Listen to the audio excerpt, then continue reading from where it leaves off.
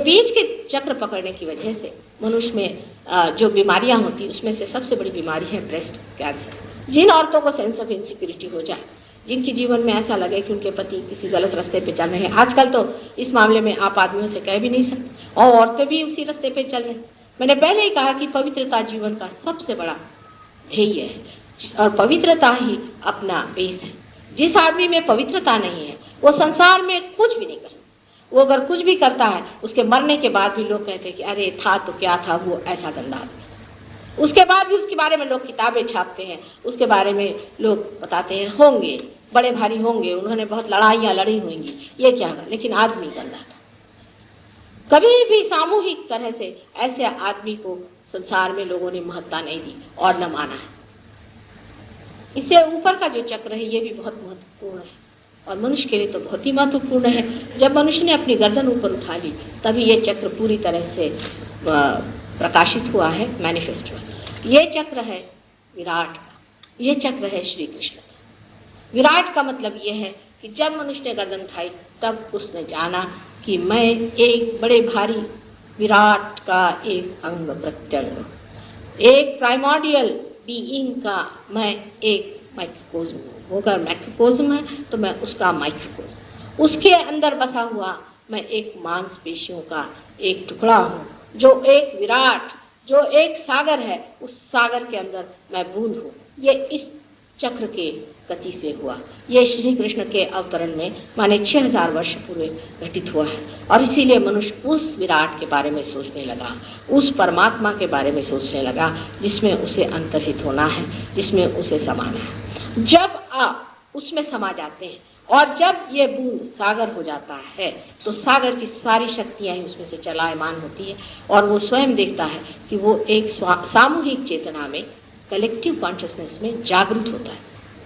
ये नहीं कि हम लेक्चर दें कि आप सब भाई बहन हैं, इससे कोई अर्थ नहीं होता, पर उसके बाद आप हो ही जाते। जैसे कि आप शरीर के अंग प्रत्यंग हैं, समझ लीजिए हम आपकी बीमारी को ठीक करते हैं, मतलब हमारे हाथ से ये घटना हो जाती है, तो इसमें हमारा क्या, क्योंकि आप हमारे अगर शरीर अंग प्रत्यंग है, समझ लीजिए हमारी उंगली को चोट है, तो अगर हम उसे ठीक कर रहे हैं तो इसमें कोई आपके ऊपर उपकार कर, ये तो हम अपनी उंगली ही को ठीक कर रहे हैं। जब लोग चैरिटी नाम के विचार से कोई कार्य करते हैं, उसका परमात्मा से संबंध रखते हैं, तब उनकी कुंडलिनी जागरूक नहीं हो सकती। जितने भी फिलांथ्रोपिक लोग हैं, हमने देखे बड़े बड़े मिशन वाले, बड़े बड़े ये लोग, इनकी कुंडलिनी जागरूक नहीं होती क्योंकि बड़े भारी गलत फहमी में हो बैठे। ठीक है, आपको किसी गरीब की मदद करना है, वो आप इसलिए कर रहे हैं क्योंकि आपके अंदर कोई रो रहा है। वो जो हिस्सा जो कि गरीब आपको लग रहा है, वो आपके अंदर आपकी प्रॉस्पेरिटी को चैलेंज कर रहा है, इसलिए आप उस गरीब की मदद करते हैं। अगर आप तंदुरुस्त हैं और आप किसी बीमार की तीमारदारी कर रहे हैं, तो इसलिए कर रहे हैं कि आपकी तंदुरुस्ती में भी कोई ऐसी चीज है जो आपको खींच रही है कि उस बीमार की सेवा करें। इसलिए जो लोग कहते हैं कि हम बड़े चैरिटेबल हैं, ये बहुत ही अहंकार की बात है। जो इंसान अपने को ये समझता है कि मैं अपनी खुशी के लिए कर रहा हूं, ये मेरा सुख है, ये मेरा आनंद है, इसलिए मैं कर रहा हूं, क्योंकि मुझे चीज काट रही है, मुझे दुख दे रही है, इसलिए मैं कर रहा हूं। जो आदमी इस तरह से सोच के इस कार्य में रहता है, उसकी कुंडलिनी बहुत आसानी से जागृत होती है। इसलिए हमने देखा कि इसका संबंध परमात्मा से जोड़ने की कोई जरूरत नहीं, ये आपकी अपनी निजी चीज है, क्योंकि आपके अंदर ये संवेदना है और आप इसे कर रहे हैं, इसलिए घटित हो रहा है। ये कोई मैं बहुत से लोग इसका मिशन बनाए हैं, भगवान से संबंध जोड़े हुए हैं। वास्तविक भगवान से संबंध सिर्फ आत्मा से ही होता है। जितने भी लोग परमात्मा का काम कर रहे हैं उनको ये जान लेना चाहिए कि परमात्मा का काम सिर्फ एक है, और वो ये है कि मनुष्य का संबंध परमात्मा से जोड़ना, आत्मा का संबंध परमात्मा से जोड़ना, मनुष्य का संबंध आत्मा से जोड़ के आत्मा का संबंध परमात्मा से जोड़ना, यही एकमात्र कार्य है जो परमात्मा के नाम में करना चाहिए। और बाकी जितने भी कार्य हैं वो लौकिक है, कि कंबल इकट्ठे करना, कंबल बांट रहे, किसी के कपड़े इकट्ठे करना, कपड़े बांट रहे, ये कार्य परमात्मा का नहीं। ये सारा लौकिक कार्य है, मटीरियल कार्य है, इसका परमात्मा से कोई भी संबंध नहीं। इस चक्र में, विशुद्धि चक्र में 16,000 नाड़ियां होती है। अब आप सोच लीजिए कितना महत्वपूर्ण चक्र। आपकी 16,000 नाड़ियां इस चक्र से चलती है। अब जब आप सिगरेट पीते हैं तो आप इस चक्र को ही सताते हैं। अपने पीछे डंडा लेकर क्यों लगे हैं कि आ बैल मुझको मार, उसके लिए पैसा भी दो। आप जानते नहीं कि सिगरेट पीने से कितना अधिक नुकसान अंदर हो जाता है, आपको इसका अंदाज ही नहीं।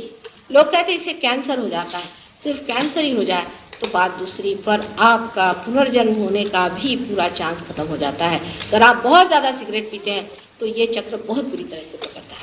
लेकिन सहयोग में सभी चीज पता नहीं कैसे क्षमा हो जाती है। अगर आप सिगरेट भी पी रहे हैं तो भी आप पार हो जाएंगे। एक साहब बहुत ज्यादा सिगरेट पीते थे सिंगापुर में, उनको तो पार हो गए। जब पार हो तो उनके अंदर से खूब धुआं निकला और उसके बाद बहुत सुगंध। उसके बाद जब भी वो सिगरेट पीने जाते थे उनको सुगंध आती थी, फिर उन्होंने सिगरेट पीना ही छोड़ दिया और वो अपने आप छोड़ दिया। पर वैसे भी सिगरेट या शराब, ये दोनों ही चीज मनुष्य इसलिए पीता है कि वो अपने से ही भागना चाहता है। एक ये पलायन है, अपने से भागना। अपने को मनुष्य देखना नहीं चाहता, क्योंकि अपना जो इतना सुंदर है वो तो सारा बंद है, वो तो जाना नहीं।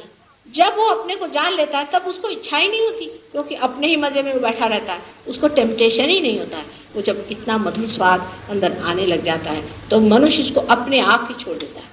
इसीलिए सहयोग में कोई भी प्रीचिंग नहीं होती है, कोई भी डोंट्स नहीं होते हैं, अपने आप ये घटना घटित होती है। हमारे लंदन में आपको आश्चर्य होगा, ऐसे 300 लोग हैं जो कि बुरी तरह से ड्रग लेते थे। शराब तो छोड़ ही दीजिए, सिगरेट तो छोड़ ही दीजिए, ड्रग के एडिक्ट थे, और उन्होंने सब ने पार होने के बाद अपने आप सब चीज छोड़, बिल्कुल पूरी तरह से छोड़ दी। पर एक बात फर्क है कि हमारे हिंदुस्तान में जो लोग हैं योग भूमि में पैदा, इनके ऊपर बहुत से वरदान अपने ही आप आ गए। ये पूर्व जन्म की संपदाओं की वजह से आप इस योग भूमि में पैदा हुए हैं, और इसीलिए आप धार्मिक भी बहुत हैं, और उस मामले में आप इनोसेंट भी बहुत हैं। बहुत आपके अंदर गुण हैं, इसमें कोई शक नहीं। लेकिन आप में जो दोष बहुत बड़ा है कि जो चीज़ आसानी से मिल जाती है उसकी महत्ता आप में जरा भी नहीं है। आपको आश्चर्य होगा कि लंदन में मेरे प्रोग्राम में हर हफ्ते होता है, इतनी भीड़ रहती है कि मेरे पास जगह नहीं रहती, और इससे बड़ा ही हॉल होगा, इससे छोटा नहीं होगा। और लोग इस तरह से लगन से लगे हुए हैं कि एक बार पार होने के बाद में सारा देवी महात्म्य उन्होंने पढ़ डाला, सारा उन्होंने आदि शंकराचार्य को पढ़ डाला, उन्होंने सारा बाइबल में ढूंढ निकाला कि कुंडलिनी कहाँ है क्या, और सब उसको निकाल करके आज भी आप सोचिए कि 300 आदमी इंडिया आने के लिए तैयार थे, लेकिन यहाँ कोई व्यवस्था ही नहीं थी, इसलिए वो आ नहीं पाए। तो भी 15-20 आदमी वहाँ से खुद अपना खर्चा करके आए, और हर एक जगह जहाँ हम जाते हैं वहाँ सहयोग कैसे कार्यान्वित है उसे देखते हैं। आपको आश्चर्य होगा कि हमारे ग्रामों में हजारों लोग खटाखट पार हो जाते, लेकिन आपके बम्बई शहर में तो बहुत ही कमाल है कि यहाँ लोग पार होते भी हैं फिर कब। यहाँ का सहयोग सबसे धीरा और सबसे धीमा और सबसे ही छोटा रह जाता है। न जाने क्यों, कल भी मैंने कहा था कि 9 साल से मैं यहीं पे बर्थडे जिद्दन मनाती हूँ। हालांकि दिल्ली में बहुत काम हुआ, यहाँ से कितने ही ज़्यादा लोग वहाँ पार हो गए, वहाँ 3 ही साल से काम कर रहे हैं। लेकिन बम्बई शहर के लोग मेरे ख्याल से इतने इनर्शिया में बैठे हो, पैसे की ऐसी पकड़ उनके ऊपर बैठी हुई है, न जाने या तो इस पे वेस्टर्न इन्फ्लुएंस इतना आ गया है कि यहाँ के लोग बहुत ही मुश्किल से जमते हैं। सहयोग में पाना आसान है, जमना मुश्किल है। आप लोग हिंदुस्तानी लोग बहुत जल्दी पार हो जा सकते हैं, बहुत जल्दी होते भी हैं, और एक भी परदेसी होगा उसमें 8-8 दिन मेहनत करनी पड़ती है, लेकिन जब वो पार होता है तो मुझे लगता है कि कुछ फायदा हुआ, क्योंकि जमने वाली चीज़ है। और हिंदुस्तानी हजारों भी हो जाए तो भी व्यर्थ है, क्योंकि इनको कोई भी किसी चीज़ की कदर है ही नहीं, अपनी ही जिन्हें कदर नहीं है उनसे फिर क्या कहा जाए। इसलिए मैं आपसे विनती करके कहती हूँ कि आज आप अगर पार हो भी जाएं, आप इसे पालें तो आगे इसे बढ़ाएं। हमारा यहाँ सेंटर है, हमेशा हमारे प्रोग्राम्स होते रहते हैं, कृपया उसमें आप लोग सम्मिलित हो। पर ऐसा है कि लोगों को जब तक आप बड़ा भारी हॉल न रिजर्व करें, जब तक आप बड़ी शानदार चीज़ न हो, लोगों में इतने कॉम्प्लेक्सेस हैं कि वो सादी जगह जाना नहीं चाहते। ये बड़ी दुख की बात है। अपने को पाने के लिए लोग जंगलों में जाते हैं, कहाँ कहाँ घूमते हैं। अब आपके घर में ही अगर गंगा बहकर आई है तो उसका वरण करना चाहिए, अपना सम्मान करना चाहिए, और समझना चाहिए कि कितनी अलभ्य चीज़ हमें मिली है, अमूल्य चीज़ मिली है, इतनी सूक्ष्म चीज़ है, इसे बढ़ाना चाहिए। बात बात में ये चीज़ खोना कोई अच्छी बात नहीं है, क्योंकि इस तरह के खोने से आपको क्या फ़ायदा होने वाला है, कुछ भी फ़ायदा नहीं होने वाला। लेकिन जो चीज़ पाई हुई है वो आपने अनंत की तपस्या से पाई हुई, उसे खो करके यही कहा जाएगा कि अब आपके लिए कौन सा स्थान बना है। न तो आप नर्क में जा सकते हैं, न स्वर्ग में जा सकते हैं। सभी सहजियों से विनती है हमारे इस चैनल को सब्सक्राइब करके सहज को फैलाने में हमारी मदद करें। जय श्री माता जी।